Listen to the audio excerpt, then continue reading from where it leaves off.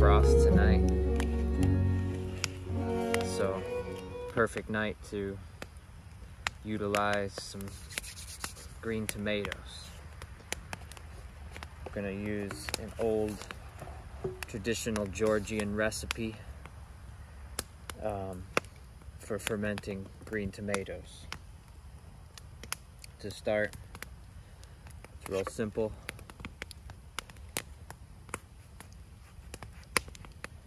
You just want to cut these open just like that and make like a pocket on the inside.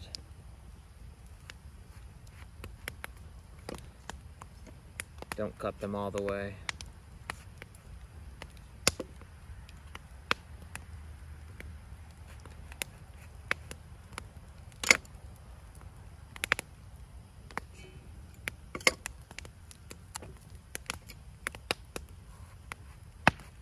Fermenting food is an incredibly important thing to do to preserve your food for the winter.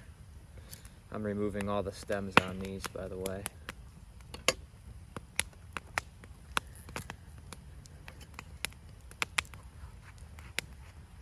And if you grow your own food, you know how important it is to try and utilize everything that you grew in your garden.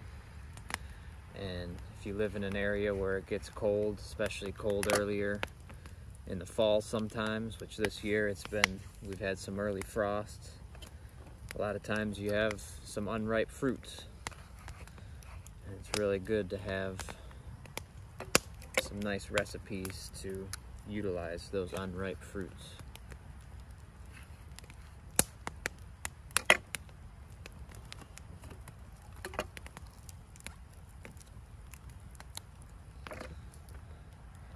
You can make this recipe spicy. I'm going to show you all the herbs that I like to add, the spices I like to add, but you don't have to really add any of those. You could just ferment them however you'd like, flavor them however you'd like, but I do recommend adding lots of spice. And the most important thing when you're making food, when you're growing food, when you're eating food, when you're preparing food, is just to have fun with it. One thing I like to do is I like to, almost every time I make a recipe, I like to change it up a little bit every time. Try something new. Sometimes I change it a little bit, sometimes I change it a lot. But always have fun with it. This one's a little squishy, so I'm not going to use it. You want to use firm, nice green tomatoes with no rot on them. Now once you have this, you'll want a big bowl like this. Once you have your tomatoes cut like that, you're going to want to get some salt, a nice clean sourced salt, not just any random salt, any random sea salt or whatever. Nice source salt, mineral rich. I like to use Redmond's real salt. And so I do it over the bowl. Try to get the bowl in the shot here.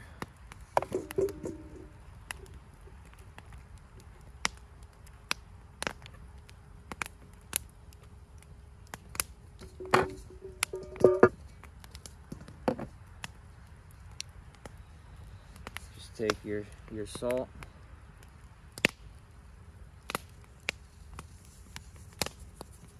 Sprinkle a good generous amount into the tomato, just like that.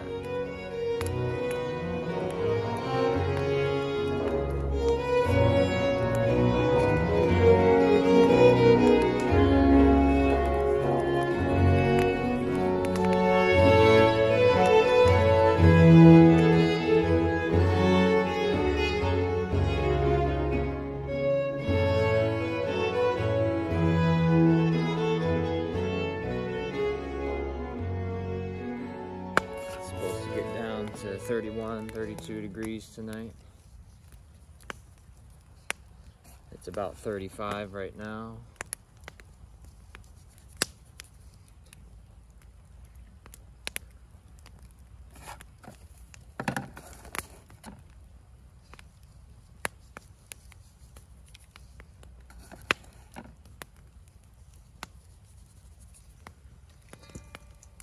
So to explain what I'm doing here is by adding this salt into these tomatoes, we're pulling a lot of the juices out of them.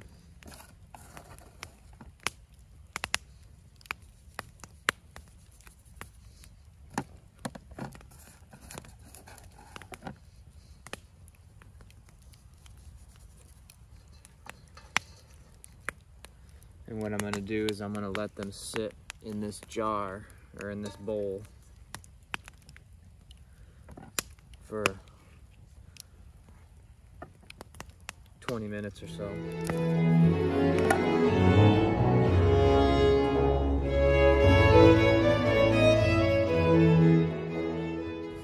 It's a very exciting recipe. It's different, you know. It's a lot different than a lot of ferments that I make, and ever since I started making it, I've really enjoyed it throughout the winter. So next, you want to get all your herbs together. At this point in the season, I mostly have dried herbs and seeds, but you can use fresh herbs as well. Right here I've got coriander, dill seeds, and fennel seeds. And then I've also got, I thought it was most appropriate to use Georgian fire garlic, which is a really spicy rocambole type. And I've got some jalapenos here. And so what you're gonna do is start with your garlic. That's what I do.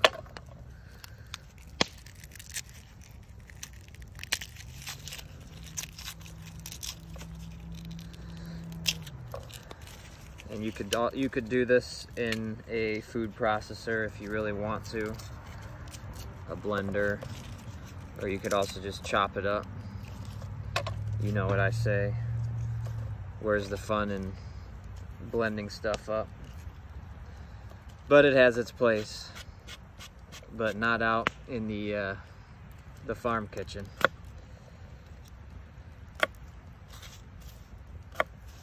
So I'm going to use the mortar. My friend Michael, my co-fish, he would say any excuse to use the mortar. That's what he says.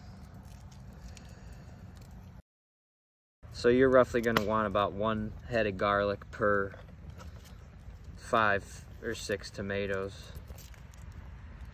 If you don't like garlic as much, don't use as much, obviously. But I tend to, and pretty much everyone around me tends to love garlic. So especially good garlic.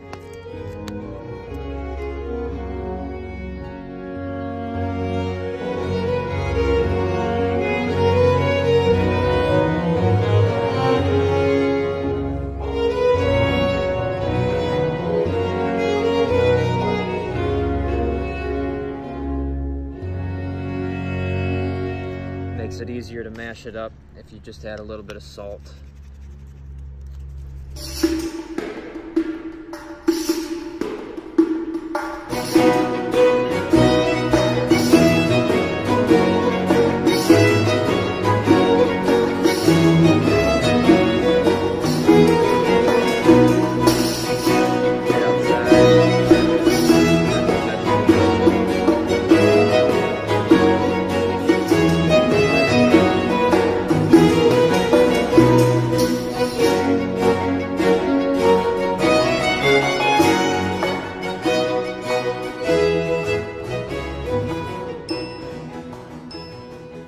Once you have your garlic down into a nice paste,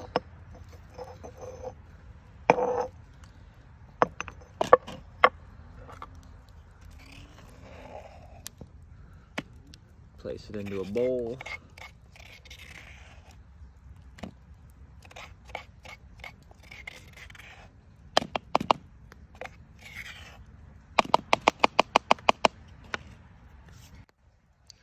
So next you're going to add your celery.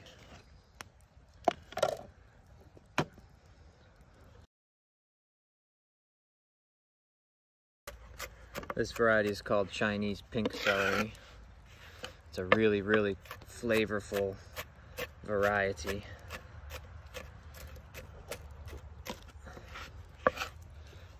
Alternatively, you can add like lovage or something like that. Just chop it up real nice.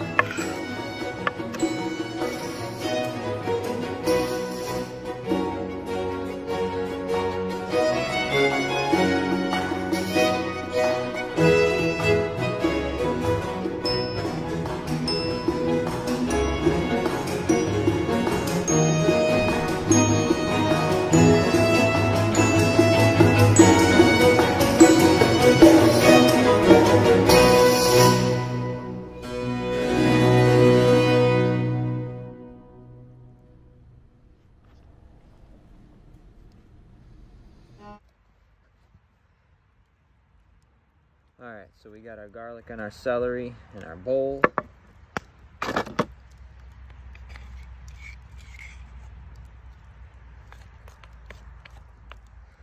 And now we're going to use some of these herbs.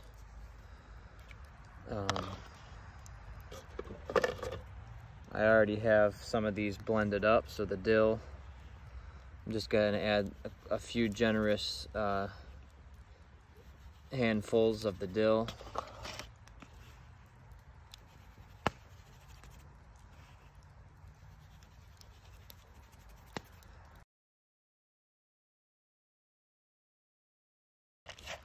Taste your food while you're cooking it, while you're preparing it. Always taste your food. It's very important. Especially when you're fermenting something, because you're not going to get to taste it for a little while. You want to make sure what you're making is pretty good, you know?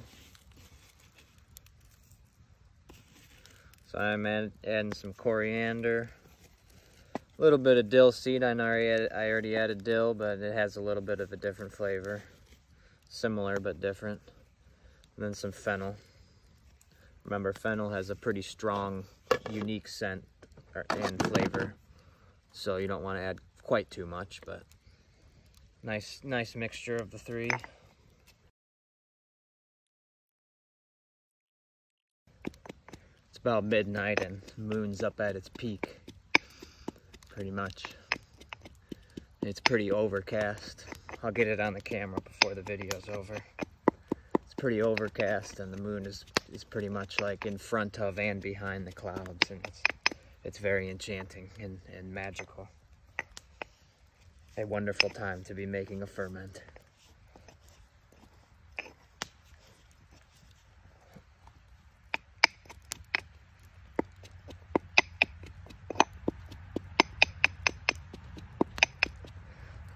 You don't have to process these down anything too crazy, just mash them up pretty good.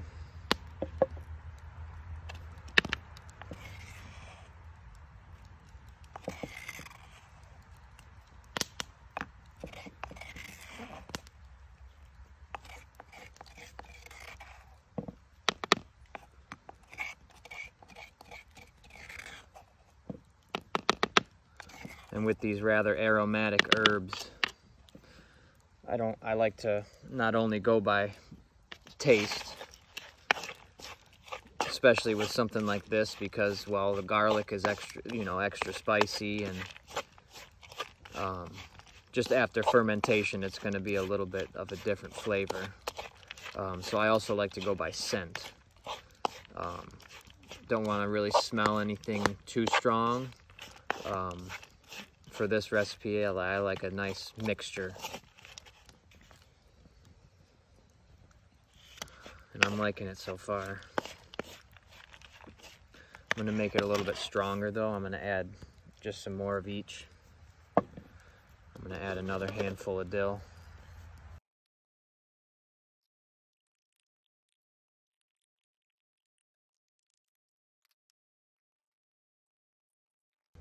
Last time I made this recipe, I didn't add any pepper. I've got a pepper mill here. I'm gonna add some little bit of black pepper. I did not grow the pepper.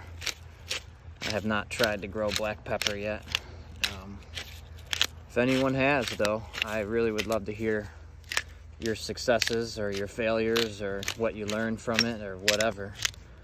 Because I would like to grow it. I love to put it on my salads and in a lot of recipes, and I really would like to hear if some people, especially in northern areas, cooler climates, are growing black pepper.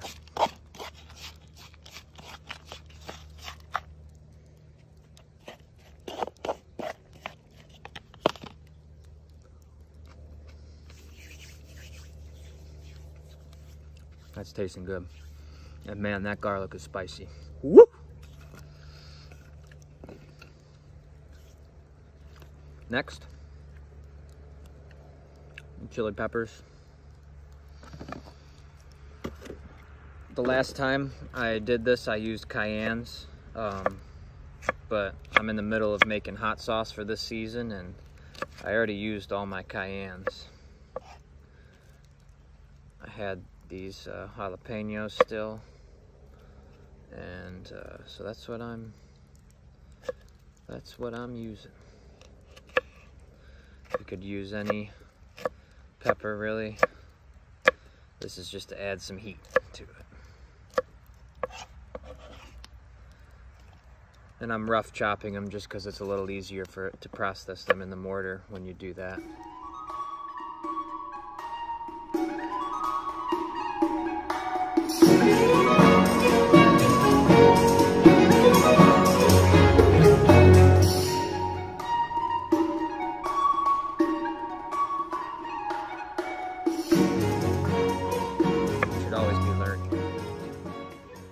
Should always be trying to learn new things, even if you know quite a bit about something, especially if it's something that you love to do. There's always someone out there doing it differently, you know.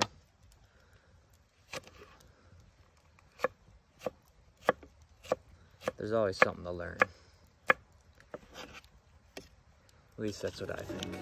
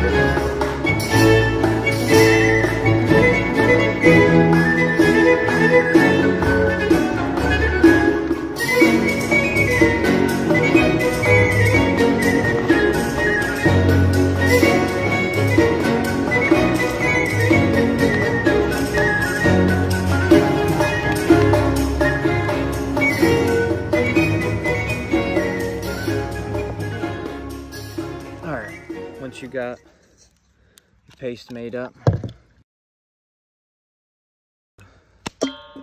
simply just take one of your tomatoes,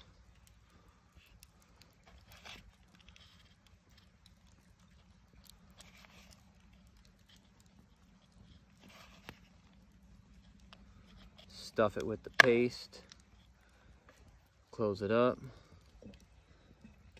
set it in the jar.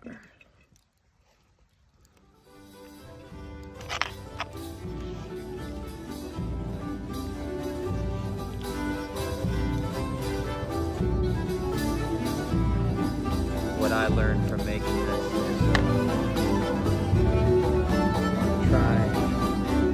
I'm not sure if I accomplished that this time, but I want to try to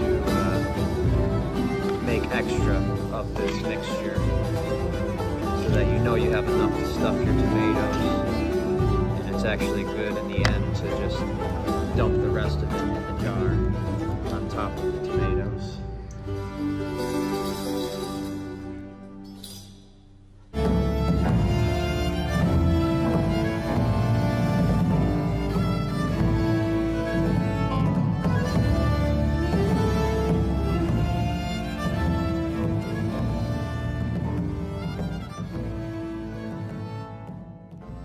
What you want to do is just sprinkle a little bit of salt on the top. Nothing crazy.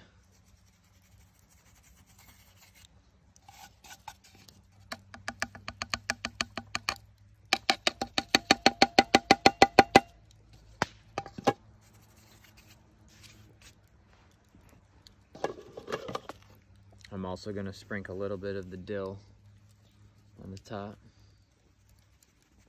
for fun. And that's really it. What you'll notice is,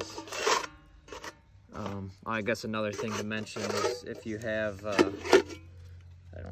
don't have much juice left in here. Whoops. But if you have some juice in the bowl, dump it into the containers. And then seal your lids.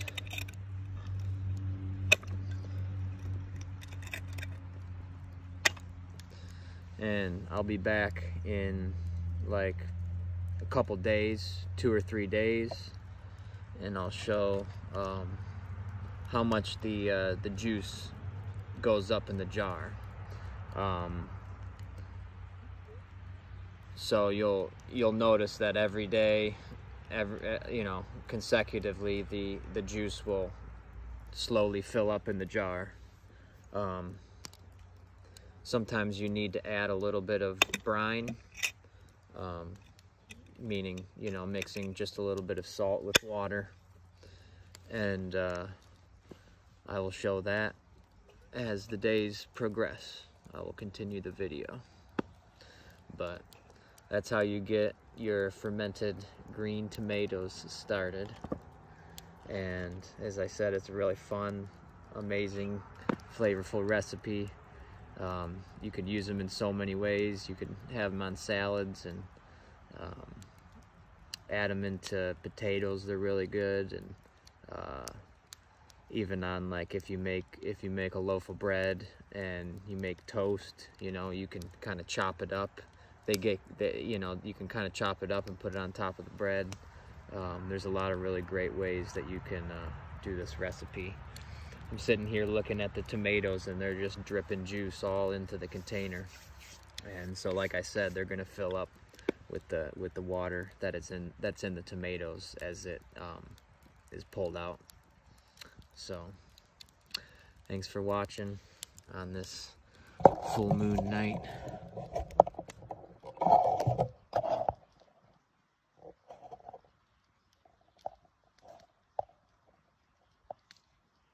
Well, night after the full moon, but it's beautiful out. Fire's dying down.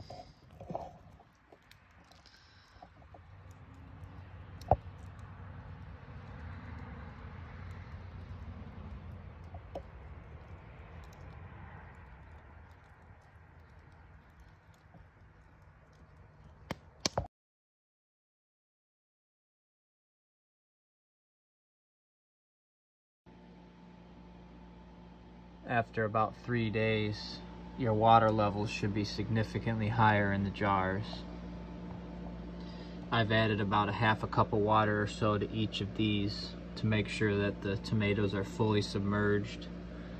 And I put a jar, you could also use some kind of weight on top of each, in each jar to make sure they stay submerged, because the tomatoes will kind of float a bit. And for the brine, you want to use about 3/4 of a tablespoon of salt per cup of water, and then you'll let them ferment for a few more weeks in a cool, dry place, and then you can start tasting them. They'll stay good on the shelf for a while, for a few months. They'll stay even better in the refrigerator.